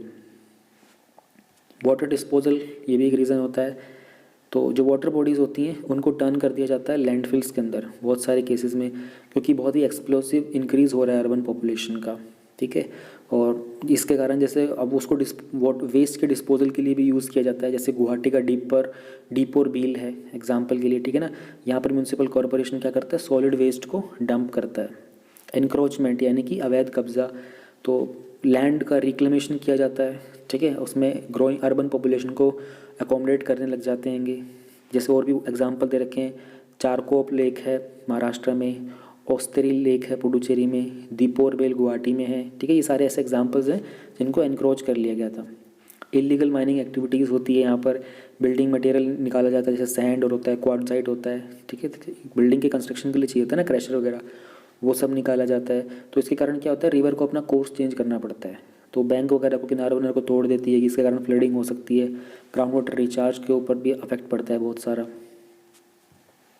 Fragmentation of vegetation in the urban spaces, human settlements के कारण, कंस्ट्रक्शन के कारण जो अमाउंट ऑफ वेजिटेशन होता है और जो प्लांट कम्युनिटी का स्ट्रक्चर होता है, ये बहुत ग्रेटली अफेक्ट करता है वहाँ की स्टोरेज कैपेसिटी को किसी भी वाटर शेड के अंदर। एज हेल्दी वेजिटेटिव जो कवर है वो सॉइल को ज़्यादा परमेबल बनाता है और अलाउ करता है कि मॉइस्चर जो है वो पर्कुलेट करे सॉइल के अंदर डीपली। लो कैपेसिटी का अर्बन ड्रेनेज सिस्टम होता है, ठीक है। और ये कुछ रीजंस हैं, अब इनमें बहुत ज़्यादा रीज़न हो जाते हैं तो इतना पढ़ने की ज़रूरत नहीं पड़ती, आपको बेसिक समझ में आ गया ना। एनक्रोचमेंट, इलीगल माइनिंग, लो कैपेसिटी, बाकी भी कुछ इम्पैक्ट होता है फंक्शंस और इंटीग्रिटी का अर्बन वाटर बॉडीज़ पे, जैसे कि टॉक्सिक सब्सटेंस जो होते हैं फूड चेन में एंटर कर जाते हैं, प्लांट को हार्म करते हैं, फिश को, वाइल्ड लाइफ को, वाटर क्वालिटी रिड्यूस हो जाती हैगी, ठीक है। नेचुरल ड्रेनेज चैनल्स की क्लॉगिंग हो जाती हैगी, एक्वाटिक बायोडाइवर्सिटी डिस्टर्बेंस हो जाती हैगी। अभी मैंने आपको क्या बताया था, ये चैलेंजेस थे, एग्जैक्टली इनको उठा करके ही सारे के सारे क्या हैं, यही है, यही सब वे फॉरवर्ड बन जाता है। वाटर बॉडीज़ का रिवाइवल करो, रिस्टोरेशन करो, वाटरशेड डेवलपमेंट को इंटीग्रेट करो, एनक्रोचमेंट ऊपर पड़ा वो बोल रहा है चेक करो एनक्रोचमेंट को, ग्राउंड वाटर को प्रमोट करो, ठीक है। पॉल्यूटेंट का जो अटेनुएशन हो रहा है, अटेनुएशन का मतलब होता है किसी भी चीज़ को रिडक्शन फोर्स से, उसका अटेनुएशन करो पॉल्यूशन का, लिमिट करो, रिड्यूस करो मिटिगेशन इम्परवियस सर्फेसिस का, स्टेक होल्डर पार्टिसिपेशन बढ़ाओ, प्लान्ड अर्बनाइजेशन करो, बाकी स्टेप भी लो। तो यही चीज़ें होती हैं वे फॉरवर्ड के अंदर भी, ये अच्छी चीज़ें हैं। जैसे कि क्या मेजर्स लिए गए हैं अर्बन वेटलैंड्स के लिए, याद करने का होता है। वेटलैंड कंजर्वेशन और मैनेजमेंट के रूल्स हैं 2017 के, ठीक है, एक्वेटिक इकोसिस्टम्स के लिए, लेक वेटलैंड्स के लिए, ताकि वहाँ पर सस्टेनेबल कंजर्वेशन प्लान्स गवर्न किए जाएँ। NPCA है, national plan for conservation of aquatic ecosystem, ये प्रोहिबिट करता है कि किसी भी तरह की वेटलैंड की कन्वर्सेशन की एक्टिविटी वहाँ पर नहीं हो सकती है। अमृत है, बहुत इंपॉर्टेंट है, Atal mission for rejuvenation and urban transformation, इसके जो कंपोनेंट्स हैं उसमें आप वाटर बॉडीज़ को रिजुवनेट करते हो ताकि वहाँ से ड्रिंकिंग वाटर की सप्लाई मेंटेन रहे और ग्राउंड वाटर भी रिचार्ज रहे। वेटलैंड्स को नोटिफाई करना अंडर रामसर कन्वेंशन, तो ये अपने आप में एक इंटर गवर्नमेंटल एकॉर्ड है, इसको साइन करती मेंबर कंट्रीज़, ताकि कोई भी एक पर्टिकुलर जो बॉडी होती है उसको इकोलॉजिकल कैरेक्टर को प्रिजर्व करके रखा जाए, उसकी इंटरनेशनल इंपॉर्टेंस को ध्यान में रखते हुए। मॉनिटरिंग गाइडलाइंस जो होती हैं सैंड माइनिंग की, उनको एनफोर्स कर देना। वाटर का एक प्रिवेंशन और कंट्रोल ऑफ पोल्यूशन एक्ट 1974 का, इसमें कुछ डायरेक्शंस बताई हुई हैं कि किस तरीके सीवेज का जो वाटर फ्लो है उसको कैसे कंट्रोल करना है, और जो वाटर बॉडीज़ में जो भी इंडस्ट्रियल एफ्लुएंट्स जाते हैं उनको कैसे कंट्रोल करना है। ये आपको याद होने चाहिए एक्चुअल में, ये मल्टीपल क्वेश्चंस में यूज़ हो जाते हैं। 5.5 पेस्टिसाइड्स मैनेजमेंट बिल 2020। पेस्टिसाइड क्या होते हैं, आपको पेस्ट पता होगा। पेस्ट यानी कि वो जो कीड़े वगैरह होते हैं। देखो इसकी डेफिनेशन यहाँ पर दी हुई है, इस बिल के अंदर ही फीचर्ड है। पेस्ट कोई भी स्पीशीज़ होती है, एनिमल, प्लांट या फिर पैथोजेनिक एजेंट। पैथोजेनिक मतलब होता है जो डिजीज़ कॉजिंग एजेंट होते हैं ना, जो अनवांटेड हैं, प्लांट के लिए बहुत इंजीरियस है, ह्यूमंस के लिए भी, एनिमल्स के लिए भी और एनवायरनमेंट के लिए भी। अब इन पेस्ट को किल करने के लिए जो केमिकल सब्सटेंस होते हैं उसको बोलते हैं पेस्टिसाइड। ठीक है, ये बायोलॉजिकल ऑरिजिन के भी हो सकते हैं, एग्रीकल्चर में, इंडस्ट्री में, पब्लिक हेल्थ में, पेस्ट कंट्रोल ऑपरेशंस में, तो ये प्रमोट करते हैं ऑर्गेनिक पेस्टिसाइड्स को भी।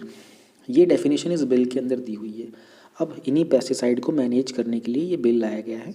तो ये जो बिल जब प्रेजेंट किया गया था राज्यसभा के अंदर ministry of agriculture and farmers welfare के द्वारा, तो कुछ एक्सपर्ट्स ने बोला कि इसके जो प्रोविजंस हैं ये फार्मर्स की लाइवलीहुड को हर्ट करेंगे। आगे बढ़ने से पहले एक बार इंडिया के अंदर प्रोडक्शन और यूजेज कैसे होता है पेस्टिसाइड का वो देख लेते हैं। इंडिया में पेस्टिसाइड का यूजेज हुआ था 1952 से स्टार्ट हुआ था, और उस समय हम लोगों ने कलकत्ता में एक प्लांट भी इस्टेब्लिश किया था। इंडिया वर्ल्ड में लार्जेस्ट प्रोड्यूसर है पेस्टिसाइड का। इसी के साथ साथ इंसेक्टिसाइड, फंगिसाइड और हर्बिसाइड ये भी यूज़ किए जाते हैं इंडिया के अंदर। मेन जो यूज़ होता है वो कॉटन क्रॉप्स के लिए होता है। उसके बाद पैडी और वीट। पैडी मतलब राइस, वीट मतलब चावल, सॉरी वीट मतलब गेहूँ। 2019 की माने तो टोटल अभी तक इंडिया में 292 पेस्टिसाइड्स रजिस्टर्ड हैं, और जो मैक्सिमम पेस्टिसाइड की कंजप्शन है वो महाराष्ट्र में है, उसके बाद यूपी, राजस्थान, हरियाणा, यूपी, पंजाब, हरियाणा में। अगर पर हेक्टेयर कंजम्पशन की माने तो सबसे ज़्यादा पंजाब में होता है। अभी जो बिल प्रोड्यूस किया गया है यहाँ पर हम लोग क्या करेंगे, जो भी हमारा पेस्टिसाइड होता है उसको कैसे यूज़ करना है, कैसे डिस्पोज, कैसे मैन्युफैक्चर, रेगुलेट, इंपोर्ट, सेल, इन सब के रिगार्डिंग प्रोविजंस हैं इस बिल के अंदर, ताकि सेफ अवेलेबिलिटी हो पेस्टिसाइड्स की, और ह्यूमंस बीइंग को लेकर के इनका रिस्क जो मिनिमम हो, एनिमल्स के लिए भी, एनवायरनमेंट के लिए भी।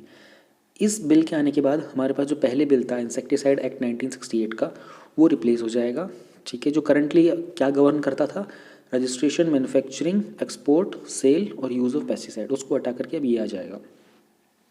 रीज़न है कि हम लोग पीएमबी को इंट्रोड्यूस कर रहे हैं, क्योंकि जो पहले वाला एक्ट है ये 50 साल पुराना है, और आपकी जो आज की डेट की जो मल्टी डायमेंशनल रिक्वायरमेंट होती है उनको ये फुलफ़िल नहीं करता। ऑल्सो एग्रीकल्चर जो इंडिया में है वो लार्जली डिपेंडेंट है अब केमिकल्स पर, और उसमें पेस्टिसाइड्स को इंक्लूड करना और उनका ओवर यूज़ और मिसयूज़, इसके कारण बहुत सारे हेल्थ के इम्पैक्ट होते हैं एनिमल्स पर, बायोडाइवर्सिटी पर। तो इसलिए हमको एक नया लॉ लेके आने की ज़रूरत है। इसमें बिल में हम लोगों ने दो चीज़ों को डिसाइड किया है, इसके बारे में हम बात कर चुके हैं। बिल में ये भी बोला है कि एक सेंट्रल पेस्टिसाइड का बोर्ड बनाएंगे, सेंट्रल गवर्नमेंट के, जो एडवाइस करेगा सेंट्रल और स्टेट गवर्नमेंट को साइंटिफिक और टेक्निकल मैटर्स के अंदर। प्लस में ये बोर्ड कुछ स्टैंडर्ड्स भी बनाएगा, recall and disposal of pesticide के वर्किंग कंडीशन क्या होनी चाहिए, ट्रेनिंग कैसे होनी चाहिए वर्कर्स की, पेस्टिसाइड के मैन्युफैक्चर के ऊपर, उनकी लेबोरेटरीज़ में उनके ऑपरेटर्स के ऊपर। बाकी कुछ प्रोविजंस भी हैं पेस्ट कंट्रोल को लेकर के, पेस्टिसाइड को लेकर के, उनका रजिस्ट्रेशन, उनका लाइसेंस वगैरह, उनके प्राइसेस को रेगुलेट करना, किस किस पेस्टिसाइड को प्रोहिबिट करना है, और कोई ऑफेंस कर दिया तो पेनल्टी कितनी देनी हैगी। इंटेंटेड बेनिफिट क्या होंगे, जो प्रोडक्शन और जो डिस्ट्रीब्यूशन है वो बहुत ही सेफ और इफ़ेक्टिव हो जाएगा, क्रॉप का लॉस नहीं हो पाएगा। एसेस करेंगे पोटेंशियल इफेक्ट क्या होते हैं इन प्रोडक्ट्स के हेल्थ के ऊपर भी, जो एडवर्टाइजमेंट होगी उनको भी रेगुलेट कर पाएंगे ताकि कोई मिसलीडिंग क्लेम ना दे। जो मैन्युफैक्चरर होते हैं जो वॉयलेट करते हैं लॉ को, उनके ऊपर पेनल्टी लगाई जाएगी। पेनल्टी कलेक्ट की जाएगी सेंट्रल फंड के अंदर, जहाँ से कंपेंसेशन मिलेगा उस फार्मर को जिसका नुकसान हुआ था। ठीक है, किसी भी इलीगल तरीके का या लो क्वालिटी का कोई केमिकल अगर उसे प्रोवाइड करेगा तो। इस चीज़ को लेकर के कुछ की इश्यूज़ भी हैं जो 2020 है, ये अलाउ नहीं करता एक्सपोर्ट ऑफ पेस्टिसाइड, जो कि बैंड है इंडिया में, इवन इफ अगर उनको अप्रूव कर दिया है दूसरी कंट्री में भी। प्लस पीएमबी 2020 के अंदर कोई रिक्वायरमेंट नहीं है किसी भी टेक्निकल ग्रेड के पेस्टिसाइड के रजिस्ट्रेशन के लिए अगर उसे इंपोर्ट करना हो। एनकरेज करेगा कि जो इंपोर्ट के फॉर्मुलेशंस हैं उन चीज़ के बारे में एनकरेज करना। ठीक है, फॉर्मुलेशंस को लेकर ध्यान देना, फॉर्मुलेशंस की बात कर रहा है ये। अल्टीमेटली जो क्रॉप को डैमेज करेंगे, हेल्थ जो है फार्मर्स वगैरह की, उन सबको डैमेज करेंगे। प्रिस्क्रिप्शन को लेकर फार्मर्स को ऑब्टेन करना पड़ेगा कुछ प्रिस्क्रिप्शन, मतलब अगर वो पेस्टिसाइड बाई करना चाहते हैं तो पहले उनको प्रिस्क्रिप्शन लेना पड़ेगा। ठीक है। अब उसके कारण बहुत बड़ा एक ऑब्स्टेकल आएगा बार बार कि बार बार पेस्टिसाइड प्रोक्योर करने जाना है तो बार बार प्रिस्क्रिप्शन लेना पड़ेगा। जो लाइसेंसिंग और रजिस्ट्रेशन की जो पावर है वो ब्यूरोक्रेसी के हाथ में चली जाएगी बहुत हद तक।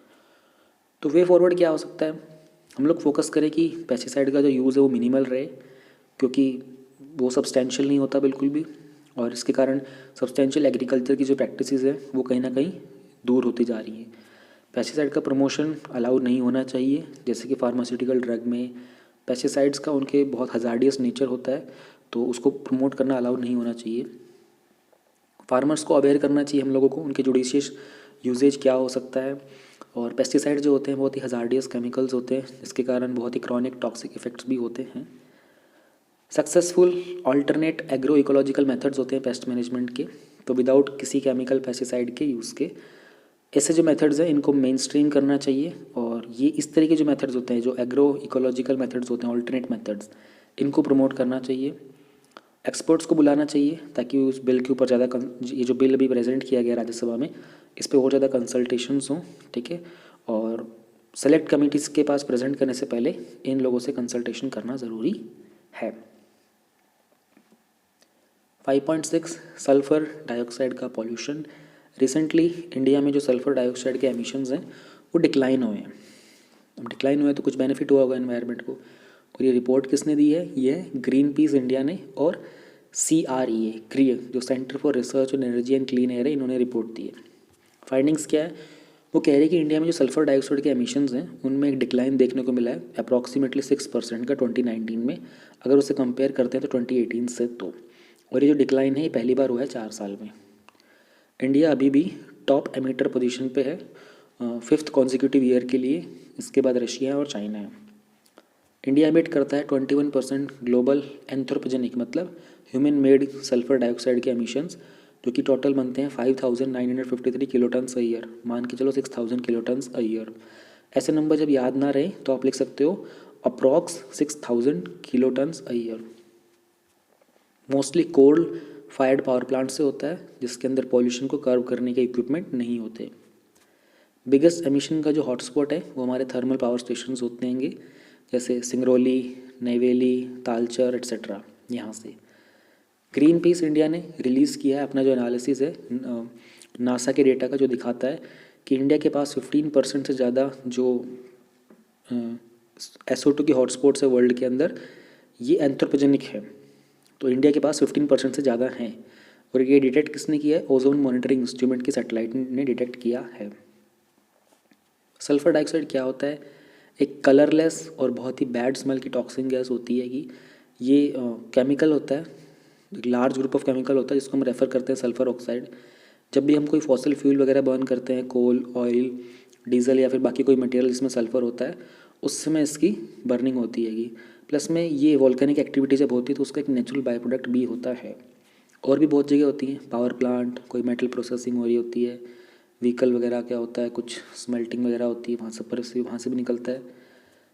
ये सेकेंडरी पॉल्यूटेंट्स भी बना देता है। एक बार जब हवा में चला जाता है तो इसके बाद सेकेंडरी पॉल्यूटेंट्स भी बन जाते हैं सल्फर डाइऑक्साइड के साथ, जैसे कि sulphate, aerosol, particulate matter, acid rain वगैरह के साथ। अगर ये इनहेल कर लिया जाए तो बहुत सारी प्रॉब्लम हो सकती हैं, stroke, heart disease, lung cancer, premature death etcetera. Sulphur dioxide का जो कंट्रीब्यूशन है एसिड रेन के लिए, वो बहुत डायरेक्टली हिट करता है हमारे ट्रीज़ को, प्लांट्स को। उनके जो भी एक्सपोज टिश्यूज़ होते हैं उन सबको नुकसान पहुंचाता है, जिसके कारण प्लांट की ग्रोथ जो होती है वो डिक्रीज़ हो जाती है। तो गवर्नमेंट ने क्या कुछ स्टेप्स लिए हैं, रिन्यूएबल एनर्जी की कैपेसिटीज़ को हमने एक्सपेंड किया है, कोल डिपेंडेंसी को डिक्रीज़ किया। हम लोग पिछले टॉपिक्स में पढ़ चुके हैं ये चीज़ें। गवर्नमेंट ने डिसाइड किया है कि जो भी नॉन कंप्लाइंट थर्मल प्लांट्स हैं, जो कंप्लाई नहीं करते पॉलिसी से, उन सबको शट डाउन करेंगे। और एलोकेट किए हैं उनके एयर पोल्यूशन के क्राइसिस को टैकल करने के लिए 4,400 करोड़। 2050 में मिनिस्ट्री ऑफ एनवायरनमेंट, फॉरेस्ट और क्लाइमेट चेंज ने SO2 के एमिशंस की लिमिट जो थी वो इंट्रोड्यूस की थी कोल पावर स्टेशन के लिए। मोस्ट एफिशिएंट और ईजीएस्ट वे जो है एयर पोल्यूशन को रिड्यूस करने का वो होता है वहाँ पर FGD इंस्टॉल कर लेना, फ्यूल गैस डीसल्फराइजेशन के यूनिट्स को वहाँ पर इंस्टॉल कर लेना। लेकिन जो पावर प्लांट्स हैं, इन्होंने अपनी पहली जो डेडलाइन थी उसको मिस कर दिया था 2017 की को, इसलिए। बट स्टिल 4 साल बाद हम लोगों को डिक्लाइन देखने को मिला है। 5.7 यूनाइटेड नेशन का बायोडाइवर्सिटी के ऊपर एक समिट हुआ था जहाँ पर इंडिया ने पार्टिसिपेट किया था। समिट के बारे में मैं आप लोगों को बता चुका हूँ। समिट मतलब क्या होता है, इसका मीनिंग होता है टॉप पे, पीक पे। जब भी कोई समिट होता है उसमें यही होता है कि जो टॉप लीडर्स होते हैं वो पार्टिसिपेट करते हैं। ये अपने आप का एक पहला टाइप का समिट है जो बायोडाइवर्सिटी के ऊपर हुआ है यूएन की जनरल असेंबली के अंदर, और इसे कन्वीन किया था जो यूएन के सेक्रेटरी जनरल हैं एंटोनियो गुटेरेस ने। यो जनरल असेंबली के साइडलाइन पर ही किया था ताकि एक पॉलिटिकल मोमेंटम बिल्डअप करें और फाइनेंशियल कमिटमेंट्स को थोड़ा सा बोल्स्टर कराया जाए, यानी कि आप फाइनेंशियली सपोर्ट कीजिए, स्पेशली जो नेक्स्ट ईयर चाइना में टॉक्स होने वाली है उससे थोड़ा सा पहले, ठीक है। प्लस में इसमें पार्टिसिपेशन आया था, हेड ऑफ स्टेट्स आए थे, मिनिस्टर्स आए थे डिफरेंट कंट्रीज़ से, जो सब सीबीडी का पार्ट हैं। सीबीडी क्या है भी बताते हैं, उससे पहले देख लेते हैं इसकी जो थीम थी वो थी urgent action on biodiversity for sustainable development. Convention on biological diversity क्या चीज़ है? ये इंटरनेशनल लीगल इंस्ट्रूमेंट है कंजर्वेशन ऑफ बायोलॉजिकल डाइवर्सिटी। किस तरीके से हम लोग कंपोनेंट्स का फेयर इक्विटेबल शेयरिंग करें बायोलॉजिकल डाइवर्सिटी के अंदर, ताकि उनके जेनेटिक रिसोर्सेज को यूटिलाइज करके उससे बेनिफिट्स लिए जा सके। अब इसको 196 कंट्रीज़ ने रेटिफाई किया हुआ है और इंक्लूडिंग इंडिया। समिट के की टेकअवेज क्या थे? बहुत ही अर्जेंट नीड है कि बायोडाइवर्सिटी के ऊपर हम लोग एक्शन लें, उसको एक्सेलरेट करें। समिट ने हाईलाइट किए थे जो भी क्राइसिस हैं ह्यूमैनिटी फेस कर रही है, स्पेशली जो बायोडाइवर्सिटी के डिग्रेडेशन को लेकर हैं, और क्या अर्जेंट नीड है कि हम बायोडाइवर्सिटी के ऊपर जो एक्शंस हैं उनको एक्सेलरेट करें उनके सस्टेनेबल डेवलपमेंट के लिए। और 2050 का विजन है फॉर बायोडाइवर्सिटी का, living in harmony with nature. 2020 के बाद जो ग्लोबल बायोडाइवर्सिटी का फ्रेमवर्क है, समिट ने एक अपॉर्चुनिटी प्रोवाइड की है heads of state and government के लिए, बाकी अदर लीडर्स के लिए, कि वो कुछ एम्बिशियस डेवलपमेंट प्लान लेकर आएँ पोस्ट 2020 ग्लोबल बायोडाइवर्सिटी के लिए, और उसको अडॉप्ट करेंगे 15th conference of party in the convention of CBD, convention जो हमारा बायोलॉजिकल डाइवर्सिटी का 2021 में। तो इसके लिए बोला है कि आप अपना फ्रेमवर्क बना के लाएँ। आईची के टारगेट्स थे जो कि 10 साल के टारगेट्स थे, जापान में स्टार्ट हुआ था, ये लोकेशन का नाम है आईची का। इनमें कोई भी ऐसा टारगेट नहीं था जिसको हम लोगों ने फुलफ़िल किया हो, और ये एविडेंस हैं वो रिसेंटली प्रेजेंट किए गए थे यूएन के जीबीडी की रिपोर्ट में। 20 में से कोई भी टारगेट ऐसा नहीं है इसको फुली हम लोगों ने अचीव कर लिया हो। बहुत सारी कंट्रीज़ ने तो इग्नोर कर दिया था ये जो कनेक्शन है बायोडाइवर्सिटी का और वेलबींग का, और उन्होंने डिप्लीट किया इकोलॉजिकल कैपिटल को अपनी फाइनेंशियल प्रॉस्पेरिटी को बढ़ाने के लिए। इंडिया की परफॉर्मेंस क्या रही है बायोडाइवर्सिटी को लेकर? हम लोगों ने अपना ट्री कवर जो है वो बढ़ा दिया है। हमारे पास 24.56% का ग्लोबल जोग्राफिकल एरिया है कंट्री के अंदर जो ट्री कवर्ड है। वाइल्ड लाइफ की बात करें तो इंडिया के पास हाईएस्ट नंबर ऑफ टाइगर्स हैं वाइल्ड में, और जो डेडलाइन थी 2020 की उससे बहुत पहले हम लोगों ने अपने टारगेट को अचीव कर लिया था, और रिसेंटली अनाउंस किया था प्रोजेक्ट लायन और प्रोजेक्ट डॉल्फिन। लैंड रिस्टोरेशन की बात करें तो इंडिया ने समिट में अनाउंस किया है कि वो रीस्टोर करेगा, ध्यान देना, रीस्टोर करेगा 26 मिलियन हेक्टेयर का डिग्रेडेड लैंड, डिफॉरेस्टेड लैंड, और जो लैंड डिग्रेडेशन की न्यूट्रलिटी का टारगेट 2030 का उसको भी अचीव करेगा। आईची के जो टारगेट्स हैं और जो बाकी के ऑब्जेक्टिव्स हैं, जैसे कि हमारा सस्टेनेबल डेवलपमेंट गोल 15 और आईची का जो बायोडाइवर्सिटी टारगेट 11 था, इन सब के लिए इंडिया ने ऑलरेडी जो कंजर्वेशन के ऑब्जेक्टिव्स हैं उनको एक्सटेंसिव एरिया में सेट असाइड किया हुआ है। इंडिया ने ऑपरेशनलाइज किया है एक सिस्टम ताकि सीबीडी के जो भी प्रोविजंस थे उन सब की कुछ बेनिफिट शेयरिंग हो सके। एक नेशनल नेटवर्क है बायोडाइवर्सिटी मैनेजमेंट कमिटीज़ का अक्रॉस द कंट्री, उसमें लोकल पीपल भी इन्वॉल्व हैं, और जो पीपल्स बायोडाइवर्सिटी रजिस्टर्स हैं उस बायोडाइवर्सिटी की डॉक्यूमेंटेशन के लिए वो भी इन्वॉल्व हैं। इंडिया क्लाइमेट एक्शन को लेकर के ऑलरेडी चैम्पियन रहा है कंजर्वेशन में, सस्टेनेबल लाइफस्टाइल के अंदर और ग्रीन डेवलपमेंट मॉडल में। ब्लू फ्लैग क्या है? आसान भाषा में बोले तो जो बीचेस होते हैं उनका सर्टिफिकेशन होता है, ठीक है। तो रिसेंटली जो कसारकोड और पडुबिद्री बीचेस हैं कर्नाटका के, उनको ब्लू फ्लैग का टैग मिल गया था। इंटरनेशनल एजेंसी है जो देने वाली डेनमार्क की फाउंडेशन फॉर एनवायरनमेंट एजुकेशन। 2019 में ministry of environment, forest and climate change ने आइडेंटिफाई किए थे इंडिया के 13 बीचेस ब्लू फ्लैग के सर्टिफिकेशन के लिए, और अनाउंस किया था क्या क्या लिस्ट ऑफ एक्टिविटीज़ होंगी जो उस पर्टिकुलर कोस्टल रेगुलेशन जोन में अलाउड होंगी। 8 थे जिनको ब्लू फ्लैग मिल गया था। तो अभी इंडिया के पास जो लिस्ट है बीचेस की जिसका ब्लू फ्लैग सर्टिफिकेशन हो चुका है वो है घोघला बीच, ये बहुत इंपॉर्टेंट है, याद रखने पड़ेंगे आपको। शिवरायपुर बीच गुजरात में, पडुबिद्री कासरगोड कर्नाटका, कप्पड़ बीच केरला, एडन बीच पुडुचेरी, ऋषिकोंडा बीच आंध्र प्रदेश, गोल्डन बीच ओडिशा, राधानगर बीच अंडमान निकोबार। ये आने वाले 2-3 साल तक बहुत इंपॉर्टेंट रहने वाले हैं, एक एक याद रख लेना, पक्का आएगा कहीं ना कहीं घूम फिर के। अभी जो रिसेंटली 2 बीचेस हैं कर्नाटका के, इनको भी अमंग दिस 8 कंट्री में इको लेबल ब्लू फ्लैग मिल गया है थ्रू FEE। कोविड का मतलब होता है कि to want to have something very much, ठीक है, एक तरीके का ललचाना एक तरीके से। तो इंडिया बहुत टाइम से चाह रहा था कि कर्नाटक के जो बीचेस हैं इनको वो टैग मिल जाए। इन बीचेस के ऊपर ग्रे वाटर ट्रीटमेंट प्लांट्स हैं। ग्रे वाटर मैंने आपको अभी भी अर्बन फ्लडिंग वाले एरिया टॉपिक में समझाया था। सॉलिड वेस्ट मैनेजमेंट है, प्लांट्स डिसेबल्ड फ्रेंडली इक्विपमेंट हैं ताकि जो भी सी वाटर होता है उसको यूज़ करते हैं, clean drinking water, bathing facility friendly, और जो भी मतलब बेसिकली जो ब्लू फ्लैग सर्टिफिकेशन के लिए जो भी चीज़ें अच्छी होती हैं वो सारी की सारी यहाँ पर हैं। अब ये ब्लू फ्लैग सर्टिफिकेशन होता क्या है? ये एक बीच और मरीना एरिया के लिए होता है क्योंकि वहाँ पर सस्टेनेबल बोटिंग टूरिज्म ऑपरेटर होता है अपने आप में वो, और एक इको लेबल की तरह काम करता है। सर्टिफिकेशन को डेनमार्क का एक नॉन प्रॉफिट फाउंडेशन है एनवायरनमेंट एजुकेशन को लेकर FEE, वो अवार्ड करता है। इनके बहुत ही स्ट्रिंजेंट एनवायरनमेंट एजुकेशन और सेफ्टी रिलेटेड रूल्स होते हैं, क्राइटेरिया होते हैं जिनको मेंटेन करना पड़ता है आपको। ब्लू फ्लैग बीच जो है इको टूरिज्म मॉडल है जहाँ पर टूरिस्ट को क्लीन हाइजीनिक बेदिंग वाटर मिलता है, फैसिलिटीज़ मिलती है, सेफ और हेल्दी एनवायरनमेंट मिलता है सस्टेनेबल डेवलपमेंट के लिए उस एरिया के। जो सर्टिफिकेशन है उसके 33 स्ट्रिंजेंट क्राइटेरिया होते हैं, लेकिन उसमें से 4 मेजर होते हैं जैसे कि एनवायरमेंटल एजुकेशन और information, bathing water equality, environment management and conservation और safety and services in the beaches, ये मेजर होते हैं। 5.9 सी ग्रास।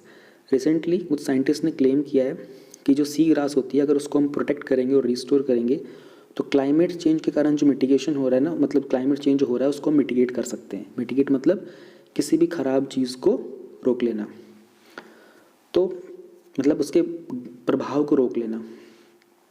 सी ग्रास के बारे में, फ्लावरिंग प्लांट्स होते हैं जो सबमर्ज होते हैं शैलो मेरीन वाटर्स में, जैसे बे हो गया, लगून हो गया, ठीक है, डिफरेंट पार्ट्स में मिलते हैं वर्ल्ड के, ट्रॉपिक से लेकर आर्कटिक तक हर जगह मिलते हैं।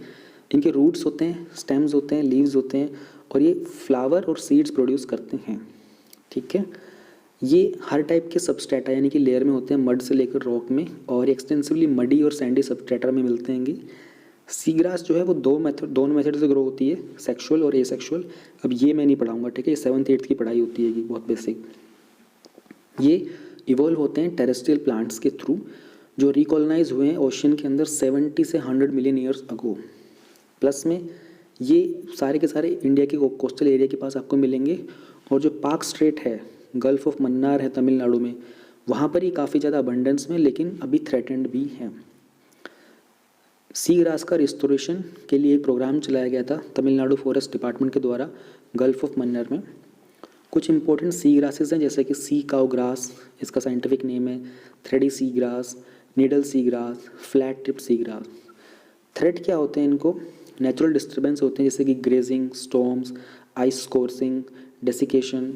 ह्यूमन डिस्टर्बेंसेस भी होते हैं, eutrophication, mechanical destruction of habitat, over fishing करना, कुछ अनवांटेड न्यूट्रिएंट्स का रिलीज़ कर देना, siltation, trawling, coastal engineering, construction, pollution वगैरह। सी ग्रास की इंपॉर्टेंस क्या होती हैंगी? ये अपने आप में इकोसिस्टम इंजीनियर्स होते हैंगे जो वाटर क्वालिटी को मेंटेन करते हैंगे, जो भी फाइन सेडिमेंट्स होते हैं उनको ट्रैप कर लेते हैंगे, और जो भी सस्पेंडेड पार्टिकल्स होते हैं उनको भी ट्रैप कर लेते हैं वाटर कॉलम में, जिसके कारण वाटर की क्लैरिटी बढ़ जाती है। सी ग्रास सिक्वेस्टर मतलब जो कार्बन एमिशन को रिड्यूस करता है up to 11% of the organic carbon जो कि ओशन में बरीड हैं, और ट्रॉपिकल रेन फॉरेस्ट से ज़्यादा 35 टाइम्स फास्टर ये एटमॉस्फेयर के अंदर कार्बन को कैप्चर करते हैं। ये फिल्टर न्यूट्रिएंट्स रिलीज़ करते हैं, ठीक है, from the land based industry. जो फिल्टर न्यूट्रिएंट्स होते हैं ना लैंड बेस्ड इंडस्ट्रीज़ के, जब तक वो सेंसिटिव हैबिटेट्स तक पहुंचते हैं, कोरल रीफ्स तक, ये उनको फिल्टर कर देते हैं। सी का जो बॉटम होता है उसको स्टेबलाइज करके रखते हैं, जो भी इंटेंस वेव एक्शन होता है करंट और स्टॉर्म का, उससे बचा के रखते हैं। छोटी जो फिश होती हैं उनको बड़े बड़े प्रेडेटर से बचाने में मदद करते हैं। जुवेनाइल मतलब छोटे फिशेस को, एडल्ट फिशेस को प्रेडेटर से बचाते हैं। सी ग्रास में वहाँ की फिशेस के लिए, ऑक्टोपसेस के लिए, कार्ब्स के लिए फूड भी अवेलेबल हो जाता है, ठीक है। इसलिए इनको लंग्स ऑफ द सी भी बोलते हैंगे, क्योंकि ये वाटर के अंदर फोटोसिंथेसिस से ऑक्सीजन भी रिलीज़ करते हैंगे। प्लस सैंडी सॉइल में ये फर्टिलाइज़र की तरह भी यूज़ किए जाते हैं।